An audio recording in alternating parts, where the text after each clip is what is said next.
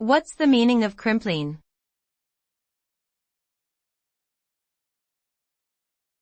Crimplene.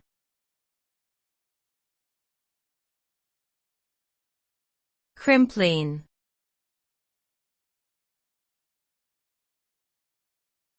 Crimplene.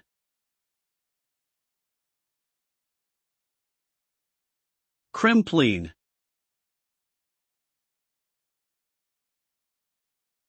Crimplene is a type of durable synthetic fabric that was popular in the mid-20th century.